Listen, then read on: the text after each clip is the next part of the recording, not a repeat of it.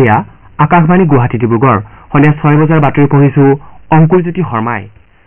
পঞ্চম পৰ্যায়ত অহা 20 মেত দেশৰ 49টা সমষ্টিত হ'বলগীয়া লোকসভা নিৰ্বাচনৰ বাবে প্ৰচাৰ অভিযানৰ পৰহিলৈ অন্তিম দিন হোৱাৰ পৰিপ্ৰেক্ষিতত ৰাজনৈতিক দলসমূহে প্ৰচাৰ অভিযান তীব্ৰতৰ কৰি তুলিছে আনহাতে ষষ্ঠ পৰ্যায়ত 25 মেত আৰু সপ্তম পৰ্যায়ত অহা 1 জুনত 57টা সমষ্টিত হ'বলগীয়া নিৰ্বাচনৰ বাবে ব্যাপক প্ৰচাৰ অব্যাহত আছে প্ৰধানমন্ত্ৰী নৰেন্দ্ৰ মোদীয়ে উত্তৰ প্ৰদেশৰ প্ৰতাপগড় জনপুৰ ভদোহী আৰু আজমগড়ত প্ৰচাৰ চলায় নিজৰ ভাষণত তেওঁ এনডিএ চৰকাৰৰ উন্নয়নমূলক কামকাজৰ খতিয়ান দাঙি ধৰাৰ লগতে কংগ্ৰেছ দলে তোষামোদৰ ৰাজনীতি কৰি আহিছে বুলি মন্তব্য কৰে আজমগড়ত বিজেপিৰ সাংসদ তথা প্ৰাৰ্থী দীনেশ লাল যাদৱ নিৰ্ভুৱাৰ সমৰ্থনত আয়োজিত জনসভাত দিয়া ভাষণত প্ৰধানমন্ত্ৰীয়ে কয় যে বিৰোধী দলে নাগৰিকত্ব সংশোধনী আইন সন্দৰ্ভত ভিত্তিহীন কথা প্ৰচাৰ কৰিছিল যদিও জনসাধাৰণে সত্য উপলব্ধি কৰিছে দেশৰ গণতন্ত্ৰৰ উৎসৱ সদৃশ সাধাৰণ নিৰ্বাচনৰ বাতৰিয়ে বিশ্বৰ সংবাদপত্ৰসমূহৰ প্ৰথম পৃষ্ঠাত স্থান লাভ কৰিছে বুলিও তেওঁ উল্লেখ কৰে বিজেপিৰ ৰাষ্ট্ৰীয় সভাপতি জেপি নাড্ডা আজি উৰিষ্যাত নিৰ্বাচনী প্ৰচাৰত অংশগ্ৰহণ কৰে তেওঁ ৰাজ্যখনৰ পদমপুৰত আয়োজিত এখন সভাত অংশ লোৱাৰ লগতে ভুৱনেশ্বৰৰ বাৰিকছাহিৰ পৰা এটা ৰোড শ্ব'ত অংশ লয় তেওঁ বৰগড় আৰু সুন্দৰগড়ত জনসভাত ভাষণ দিয়ে বিজেপিৰ জ্যেষ্ঠ নেতা তথা কেন্দ্ৰীয় গৃহমন্ত্ৰী অমিত শ্বাহে আজি বিহাৰত আয়োজিত এখন জনসভাত অংশ লৈ দলীয় প্ৰাৰ্থীৰ হকে প্ৰচাৰ চলায় তেওঁ কয় যে নৰেন্দ্ৰ মোদী নেতৃত্বাধীন চৰকাৰে অযোধ্যাত ৰাম মন্দিৰ নিৰ্মাণ সম্পূৰ্ণ কৰি দেশবাসীক দিয়া প্ৰতিশ্ৰুতি পূৰণ কৰাৰ বিপৰীতে কংগ্ৰেছ দলে এই মন্দিৰ নিৰ্মাণৰ ক্ষেত্ৰত অৱহেলা কৰি আহিছে ইফালে আম আদমী পাৰ্টীৰ নেতা অৰবিন্দ কেজৰিৱালে সমাজবাদী পাৰ্টীৰ সভাপতি তথা উত্তৰ প্ৰদেশৰ প্ৰাক্তন মুখ্যমন্ত্ৰী অখিলেশ যাদৱৰ সৈতে এখন সংবাদমেলত অংশ লয় কেজৰিৱালে কয় যে বিজেপিয়ে সংৰক্ষণ ব্যৱস্থাৰ অন্ত পেলাব বিচাৰে বাবে 400খনতকৈ অধিক আসন লাভৰ প্ৰয়াস চলাইছে অমৃতসৰত আপাৰ আহ্বায়ক শ্ৰী কেজৰিৱালে ৰাজ্যখনৰ মুখ্যমন্ত্ৰী ভগৱন্ত সিং মানৰ সৈতে আজি বিয়লি 6 বজাত এটা ৰোড শ্ব'ত অংশগ্ৰহণ কৰিব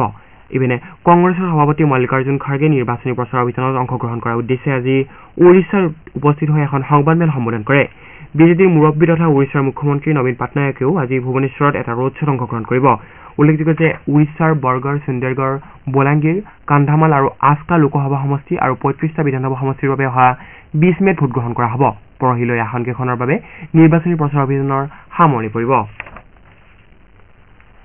দেশৰ নিৰ্বাচন আয়োগে লোকসভা নিৰ্বাচনৰ প্ৰথম 4টা পৰ্যায়ত 451 নিযুত লোকে ভোটাধিকাৰ সাব্যস্ত কৰিছে বুলি আজি এক বিবৃতিযোগে প্ৰকাশ কৰিছে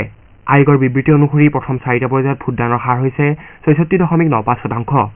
ভোটদানৰ হাৰ বৃদ্ধি হোৱাতে বিশ্ববাসীলৈ এক বাৰ্তা প্ৰেৰণ কৰিছে বুলি আয়োগে প্ৰকাশ কৰে ইয়াৰ লগতে বাকী থকা 3টা পৰ্যায়তো ভোটাৰসকলক বৃহৎ হাৰত ভোটদান কৰিবলৈ আয়োগে আহ্বান জনাইছে বাকী থকা 3টা পৰ্যায়ত ভোটৰ হাৰ বৃদ্ধি কৰিবলৈ আয়োগে ভোটাৰসকলক সুবিধা প্ৰদানৰ ক্ষেত্ৰতো গুৰুত্ব আৰোপ কৰিছে আনহাতে ভোটাৰসকলক সজাগ কৰিবলৈ আয়োগে জনপ্ৰিয় শিল্পীৰ লগতে ৰাজহুৱা আৰু ব্যক্তিগত সংস্থাৰো সহায় লৈছে কাজিৰঙা ৰাষ্ট্ৰীয় উদ্যান আৰু ব্যাঘ্ৰ সংৰক্ষিত বনাঞ্চলত আজি গড়ৰ চোৰাং চিকাৰ বিৰোধী টাস্ক ফৰ্চৰ দ্বিতীয়খন বৈঠক আজি অনুষ্ঠিত হয় এই বৈঠকত ৰাজ্যৰ বিশেষ সঞ্চালক প্ৰধান হৰমিত সিঙৰ লগতে আৰক্ষীৰ কেইবাগৰাকী শীৰ্ষ বিষয়া ৰাষ্ট্ৰীয় উদ্যানখনৰ ক্ষেত্ৰ সঞ্চালক মাণ্ডলিক বন বিষয়া আৰু অন্যান্য সংশ্লিষ্ট বিষয়াসকল উপস্থিত থাকে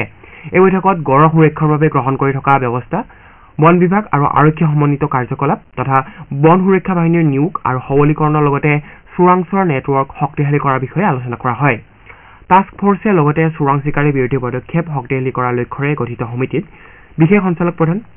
নগাঁও গোলাঘাট যোৰহাটৰ মাণ্ডলিক বিষয়া আৰু অসম বন সুৰক্ষা বাহিনীৰ কমাণ্ডেণ্টক অতিৰিক্ত সদস্য হিচাপে অন্তৰ্ভুক্ত কৰাৰ ওপৰত গুৰুত্ব আৰোপ কৰে উল্লেখযোগ্য যে অসম চৰকাৰে গ্ৰহণ কৰা পদক্ষেপৰ ফলত ৰাজ্যৰ বনাঞ্চলত গড়ৰ সংখ্যা বৃদ্ধি পোৱাৰ উপৰি ন বনাঞ্চলত গড়ৰ বিচৰণ দেখা গৈছে ইয়াৰ ভিতৰত যোৱা 2 বছৰত বুঢ়াচাপৰি আৰু মাজুলীত গড়ৰ বিচৰণ দেখা গৈছে আজিৰ বৈঠকখনত গড় থকা সকলো অঞ্চলতে নিয়মীয়াকৈ জিলা পৰ্যায়ৰ সমন্বয় সভা অনুষ্ঠিত কৰাৰ পৰামৰ্শ দিয়া হয় উত্তৰাখণ্ডৰ দেহৰাদুনত আয়োজিত সৰ্বভাৰতীয় কাৰাটে প্ৰতিযোগিতাত লখিমপুৰ জিলাৰ তাৰিয়নী জেংৰাই গাঁৱৰ পবিত্ৰ পেগুৱে ব্ৰঞ্জৰ পদক লাভ কৰিছে তেওঁ লগতে আন্তঃৰাষ্ট্ৰীয় কাৰাটে প্ৰতিযোগিতাৰ বাবে মনোনীত হৈছে যোৱা 8 পৰা 12 মেলৈ দেহৰাদুনত এই সৰ্বভাৰতীয় কাৰাটে প্ৰতিযোগিতা অনুষ্ঠিত হৈছিল IPL ক্ৰিকেট প্ৰতিযোগিতাৰ হায়দৰাবাদৰ ৰাজীৱ গান্ধী আন্তঃৰাষ্ট্ৰীয় ক্ৰিকেট ষ্টেডিয়ামত হ'বলগীয়া এখন খেলত